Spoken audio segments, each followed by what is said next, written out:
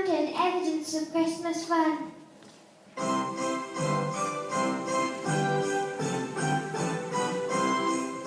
He would clench his fists in rage and yell. Why are they not working hard to improve standards, honey? Does anybody take anything I say seriously?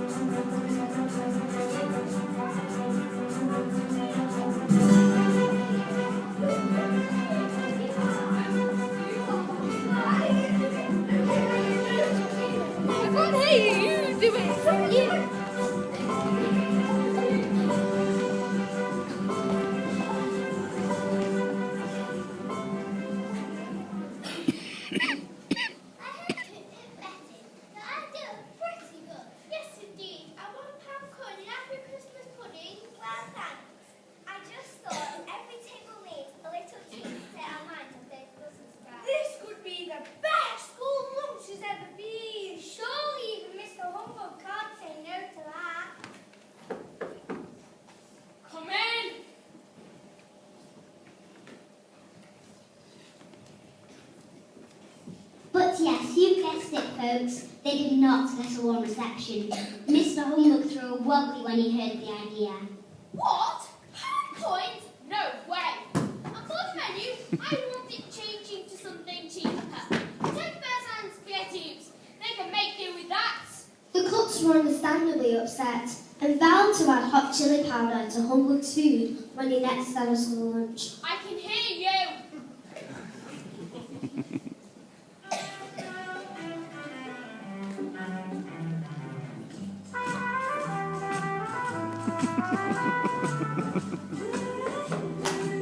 What is it now? Mr. Humbug, I brought you a Christmas card I made in class.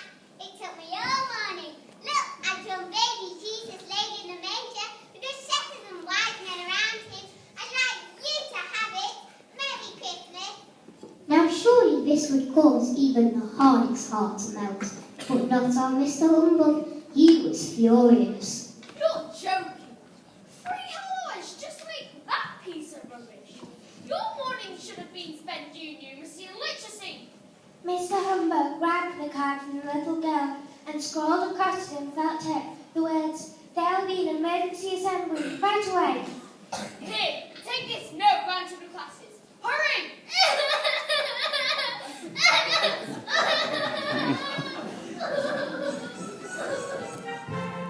Hey, where's your jumper? Face this way and stop chit-chatting about. A hush descended upon the assembly hall. The look on Mr. Humbug's face made every knee go weak. Then he spoke.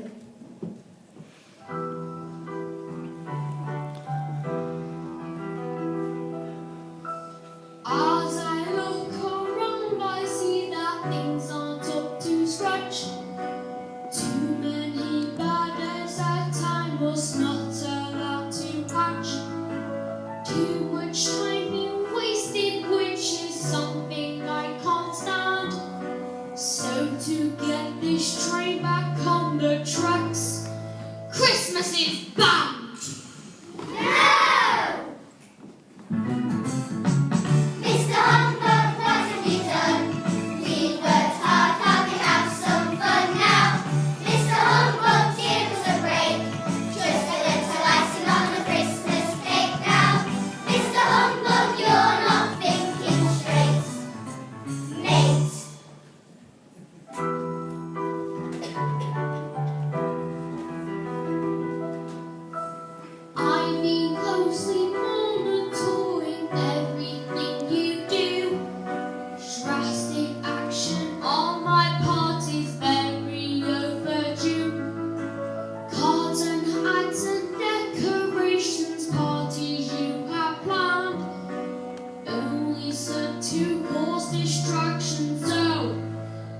Christmas is banned. You gotta be kidding! Mr. Humbug, we're begging you please, change your mind, look, we're on our knees now. Mr. Humbug, say it's a joke, show us all you really are a decent bloke now. Yeah, maybe someday things will fly. Might as well kiss Christmas goodbye.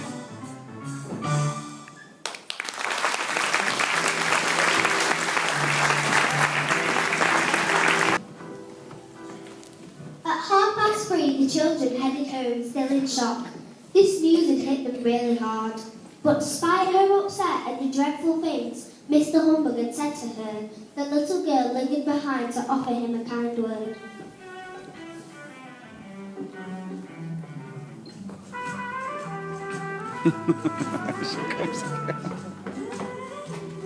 What now? Mr. Humbug, just to let you know, I understand your school can be quite stressful for the person in charge. So please, just let me know if there's anything I can do to help. Okay, by now we've realised that Humbug is a bit of a swine, but with the words he uttered next, he really plummeted in debt. Through gritted teeth he snarled. You don't know anything. Just clear off him and don't waste my time.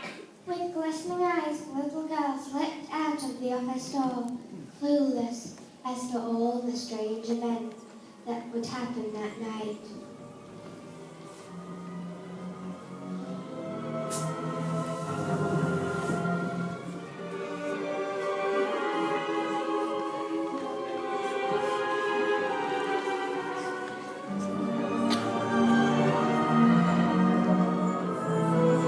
Is that Mr. Driscoll? I'm sure you're all familiar with the term a blast from the past. Well, here was one that left our Mr. Humbug absolutely gobsmacked. For there stood the ghost of Miss Pennypincher, his old deputy head. Miss Pincher? Surely not. You popped your clogs 10 years ago. Yes, I remember. You were shouting at some kids playing in the snow. Your shrieking caused an avalanche to cascade off your classroom roof. It killed you stone cold dead. Literally. Yes, thank you for reminding me.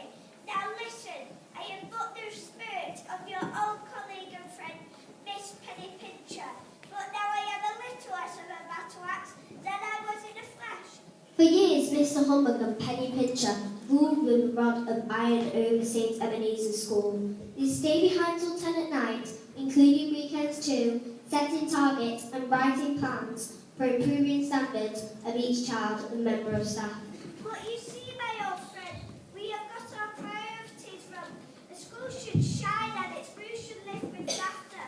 Teachers need encouragement and children respond to praise. I paid the price for what I did here. I'm cursed to spend eternity carrying these things. But you could still be safe if you change your ways. Oh, Miss Pincher, you were the wind beneath my wings. Remember, every morning you were always there to jot down all of my brilliant ideas, and you were always very encouraging to make the staff work harder. And remember, welcoming the children to school, you were always by my side. And those blue inspections, those were stinky, weren't they? And remember our playground duties, those children were a pain in the neck, but you were always there to help. And remember during breaks, you made the world's best cups of teas. And in staff meetings, you were always very supportive and encouraging. Why must you leave me? Why?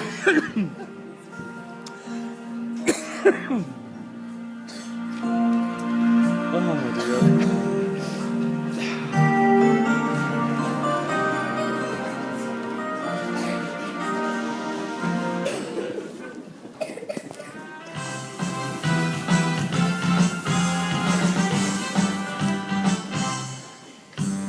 Oh, Miss Pincher, you little blouse cincher, shook off your mortal coil. Now you're just a go-to, trying to make the most of eternity and constant toil.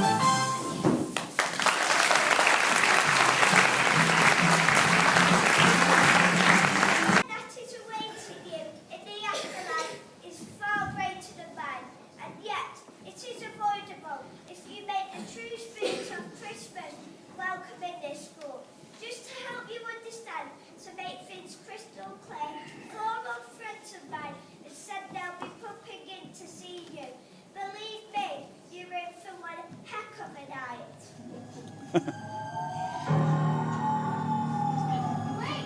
Teacher. No, please stay. I think she's being funky. Please, no. Stay, please. Thank you. That never really happened, did it? Ghost with bags? I think not. What's wrong with me? It must be something I ate. A bad school lunch, no doubt. It's about time those cooks learned something about kitchen hygiene.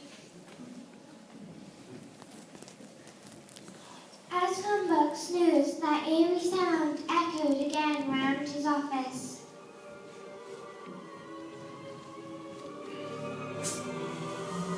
Everything in the office shook, and as the poor head teacher woke, he nearly wet himself. I am the ghost of the school Christmas past.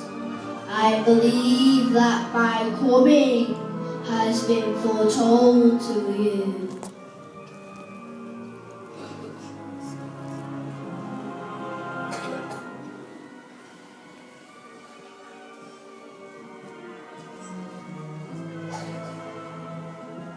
Ah, yes, the familiar whiff of fear. I generally have that effect on me. Now move it, you snivelling little toad, and grab your coat. We've got to go. I can't. You see, my wife, she cooked and I'm already late. If that is so, then I'm a monkey's uncle. Now move it!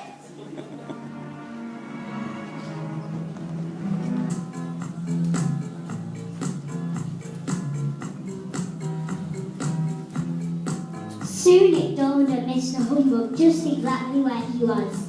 His sturdy face began to crack, and a smile appeared when he recognised the classroom in which he spent the best days of his childhood, way back in the 1970s.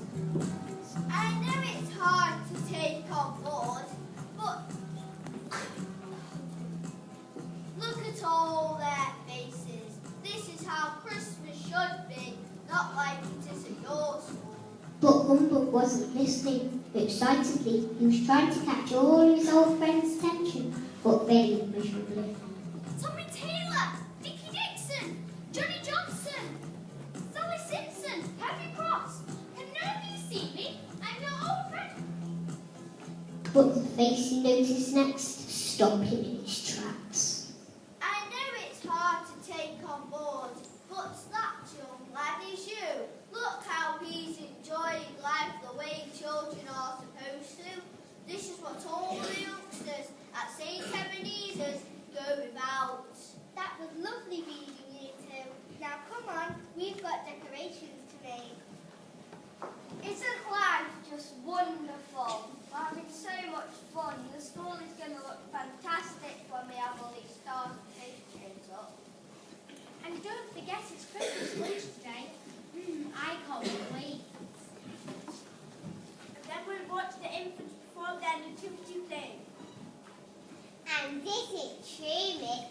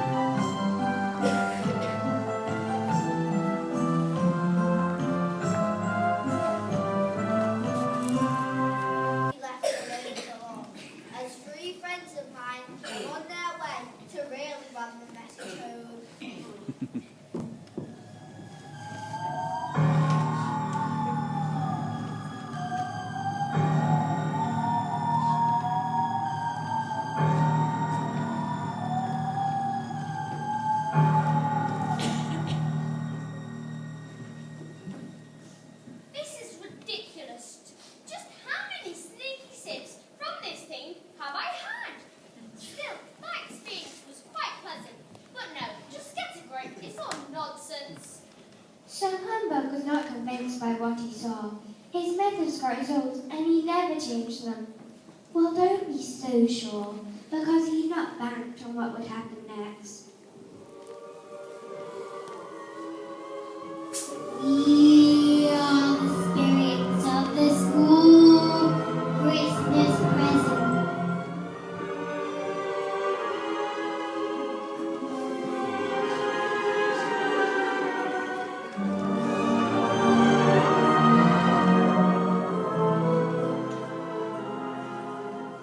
Boy, we're feeling festive. So will you folks.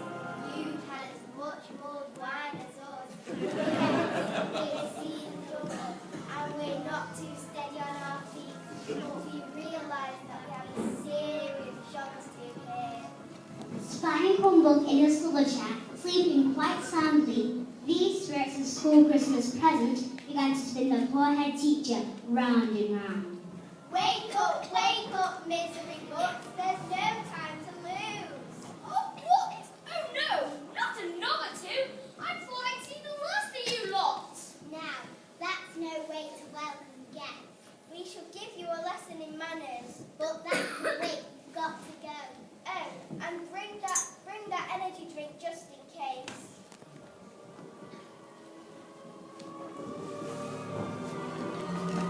It didn't take long for Humbug to realise just where he was.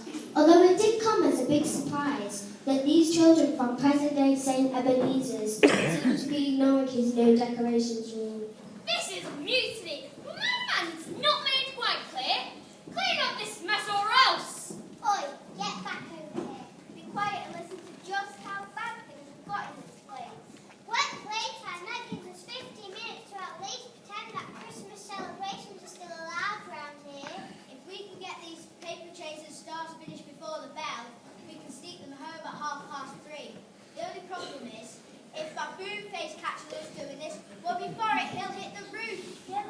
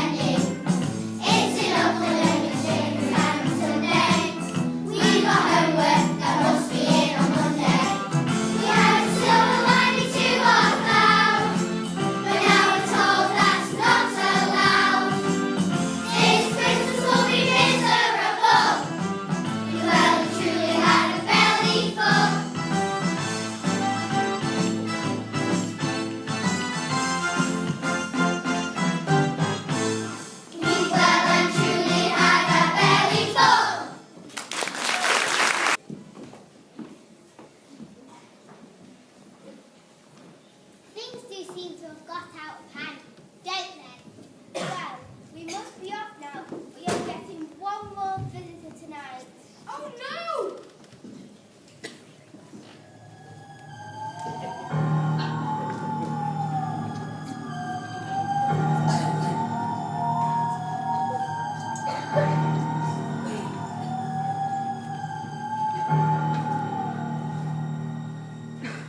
Mr. Humbug's mind was racing with everything he'd seen. He'd watched his past and present, and what he'd seen had shocked him. He sat silently reflecting, thinking long and hard. The Christmas ghosts who had already been to St. Ebenezer's were scary, yes, but turned out to be quite friendly characters. But this final one had Mr. Humbug crying like a baby. I'm the ghost of school Christmas yet come. Spirit, I'm getting far more than the three that came before you. So you should. I'm here to show the consequences of living life the way you do. You will see exactly what the future holds for everybody in this school if you continue as you are.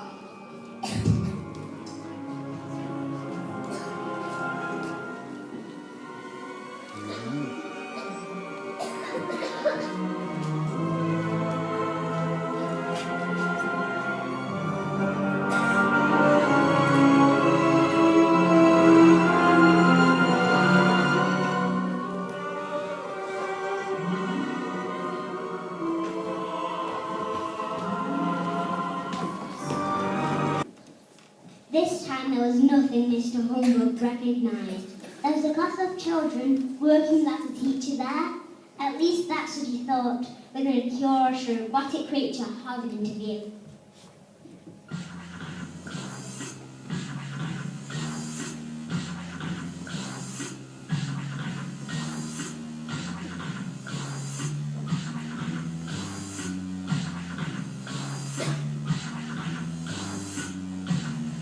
Students, please enter your personal ID. Thank you. Register complete.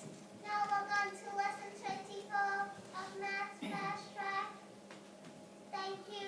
Download complete. Begin the task. No talking. I'm really stuck. What did you get for number 4? Silence. Talking is forbidden until 10 to 11. Then you will have 5 minutes for some brief communication. 5 more to relieve yourselves. Then get back to your work. So we actually do get to do PE and art. And as it's Christmas, what about making cards? And Christmas carols, Christmas lunch, Christmas trees. Are we going to get the chance to enjoy any of those things? We forbid discussion of that topic. Christmas is a thing that schools no longer celebrate. It's the law. You have to study 15 hours a day. Relaxation is distraction. It prevents you from learning. I can't take this anymore. I'm going mad. I need a break. Call security.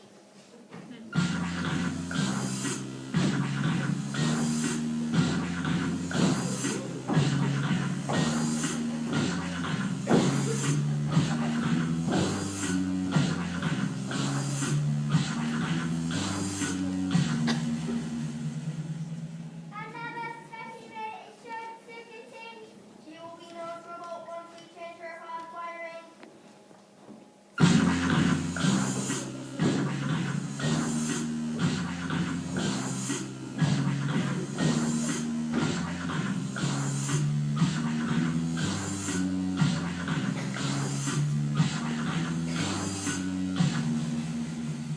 Mr. Humbug begged the spirit to do something to help the child. But this is all you're doing, Humbug. You've caused all this. If you don't believe me, just take a look over there.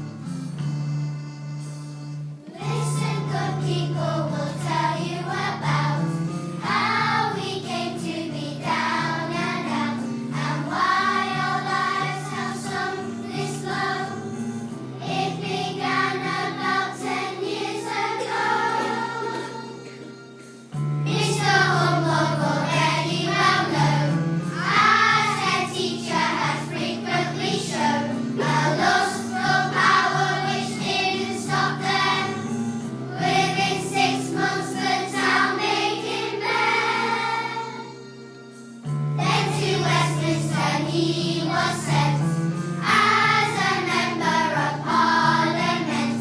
In no time at all, which seems quite sinister, Mr. Humbug became Prime Minister. He embarked on his ultimate quest to make his country schools the best. He began by replacing all teachers with super efficient mechanical readers.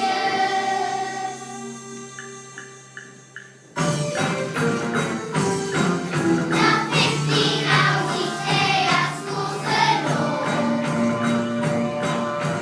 Anything to make the kids perform. Robotic teachers are so cheap, we've all ended up on the scrap heap, and now it's hard just keeping warm. You should have seen it all along. How could everything go so horribly wrong?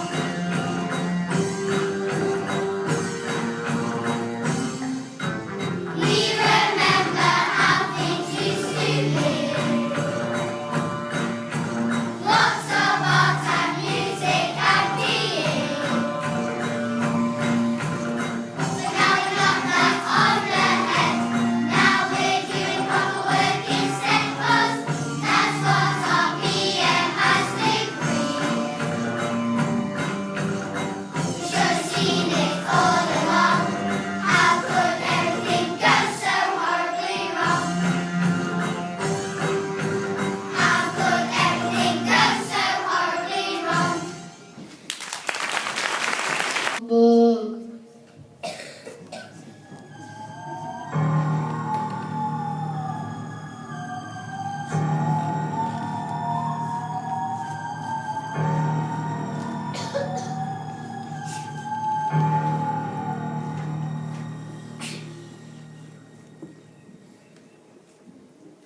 At 9:15 next morning, everybody gathered in the hall making their usual din. It's an ancient riddle nobody seems able to solve. Why do children in assembly always make such a racket? In spite of the commotion, Mr. Humbug didn't wake. Miss Pat thought she'd better go and check on him.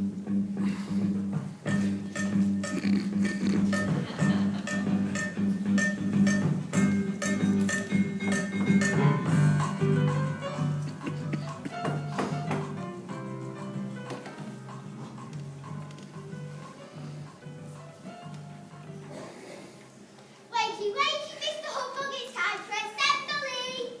Oh, what's wrong, mate? Oh, Spades, please don't hurt me. Oh, sorry, Miss Pollitt. Did I scare you? Please forgive me. Assembly, yes. I'll be just 1 moment. It's over. What a night I've had. Those spirits scared the life out of me. Now I know what a real fool I've been. It's time to do something about it. Okay? Let's go. Mr. Humbug's mind was racing with ideas, and with images of Christmas he'd forgotten over time.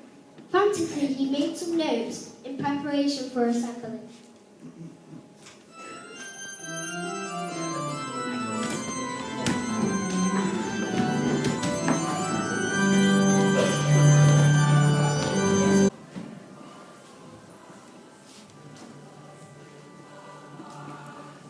Is that too heavy for you, Miss Pollitt? Here, let me carry it. Everybody in the hall expected nothing new, just a few harsh words as usual. But seeing Mr. Humbug's face, they all gasped in surprise. Goodness me, he's smiling! And anyone who knew the man would never have believed the words that then came out his mouth. Good morning, everybody. Good morning, Mr. Humbug. Good morning, friends. How lovely to see you here. No, don't worry, I've not lost my marbles, but I regret that in the past my behaviour has been, well, rather odd. But I'm delighted to tell you that things around you are going to change. Firstly, children, let me say how proud I am of you. Your smiling face and cheerful voices don't seem to fade, in spite of all the truly terrible things I've done. And all you grown-ups at St. Ebenezer School, I'm really impressed with the job you do day in and day out. You're simply the best. I know I made things really hard for you, but I promise, from now on, things will be much better. Yay! Because I said Christmas was banned, it's all back on again. So come on, why can't I see any paper chains hanging up? Miss Polly, let's get spending. Make a list of what we need. It's time to flash the cash. Yay! Kitchen staff, I take back everything I said about our Christmas lunch. Get those turkeys roasting. And I also think we should hide a shiny £2 coin in every Christmas pudding. Yay! And where are all you little ones in your nativity costumes? Joseph and Mary, shepherds, wise men, let's put on a show to have them dancing in the aisles. Yay! And lastly, where's the little girl to whom I was so rude? I'll never forget your forgiveness and kindness. Thanks to you, to all of you, the future looks a little rosier. Now I know how Christmas should be at school.